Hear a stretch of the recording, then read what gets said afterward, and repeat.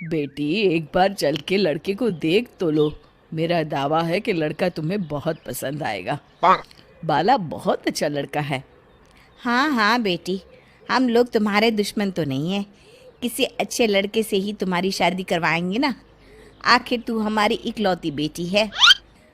अच्छा ठीक है माँ, अब ज़्यादा भावुकतापूर्ण शब्दों का इस्तेमाल ना करो। मैं चलने के लिए तैयार हूँ। चलो फिर, बिना देर के हम सब चलते हैं। सभी बाला के घर पहुंचते हैं। अरे क्या बात है बहन जी, अभी तक आपका बेटा नहीं आया। जी बस आता ही होगा। तभी वहां बाला आता है। लो जी, आ गया मेरा बेटा। ये लोग तुझे देखने आए हैं और ये इनकी बेटी नम्रता है। बाला के सर पर बिल्कुल बाल नहीं होते। ये देख नम्रता और उसके परिवार वालों की आंखें फटी की फटी रह जाती है। ये तो टकला है। हे भगवान, माँ पिताजी, आप दोनों एक टकले से मेरी शादी करवाने वाले थे। अरे ये तो पूरा उजड़ा चमन है। देखो बेटी, इस तरह किसी का मजाक उड़ाना गलत है। किसी के बारे में इस तरह की बातें नहीं करते। बालों का क्या है, वो तो आते जाते रहते हैं। लड़का टकला है तो क्या हुआ, इंजीनियर है, अच्छा खासा कमाता है। आप चुप रहिए जी। इसकी तरफदारी इसलिए कर रहे हैं क्योंकि आपके भी सर पर बाल नहीं है।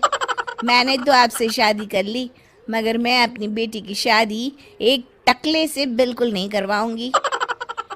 अरे ये क्या, कब से आप लोगों ने टकला टकला लगा रखा है। और माफ करना, तुम भी कोई हूर की परी नहीं हो। तुम लोग मेरे घर में आकर मेरी ही बेइज्जती कर रहे हो। निकल जाओ यहाँ से। हाँ हाँ, तो जा रहे हैं ना। हमें भी यहाँ रुकने का कोई शौक नहीं है। नम्रता और उसके परिवार वाले उठकर वहां से जाने लगते हैं। तभी नम्रता का छोटा भाई जाते जाते कहता है, टकला। तेरा बाप टकला। और इस तरह बाला का रिश्ता टूट जाता है।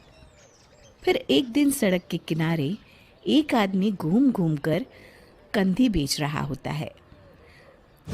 कंधी ले लो, कंधी, एक से बढ़िया एक कंघी ले लो, नए जमाने की कंघी ले लो। अरे भाई ये ले लो। घूमते घूमते वो बाला के पास पहुंच जाता है। अरे भाई साहब, कंधी लोगे क्या, ये लो। तभी उसकी नज़र बाला के सर के ऊपर पड़ती है।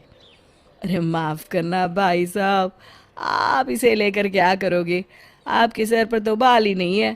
आपका तो स्टेडियम पूरा खाली है। चलता हूँ, कंधी ले लो, कंधी ले लो। कंधी वाले की बातें सुनकर बाला को बुरा लगता है। उस समय बाला को ऐसा महसूस होता है कि उसके लिए दुनिया में सबसे कीमती कोई चीज़ अगर है तो वो सिर्फ बाल है। बाला सड़क पर चलते हुए लोगों के बाल बड़े गौर से देखता है। चलते चलते बाला एक मंदिर के पास पहुंच जाता है। हे भगवान, तुमने ये मेरे साथ क्या किया। थोड़े से बाल अगर मुझे दे देते तो तुम्हारा क्या चला जाता। सारी दुनिया मेरा मजाक उड़ाती है। अरे भाई, आज पहला इंसान देख रहा हूँ जो मंदिर आकर भगवान से अपने लिए बाल मांग रहा है। बेटा, भगवान ने तुम्हें सब कुछ तो दिया है, अच्छी सेहत है, अच्छी नौकरी है। लगता है तुम्हारी तबीयत ठीक नहीं है। घर जाओ, सब ठीक हो जाएगा। बाला वहाँ से चला जाता है। घर पहुंचकर बाला खाना खाता है और अपने कमरे में सोने के लिए चला जाता है।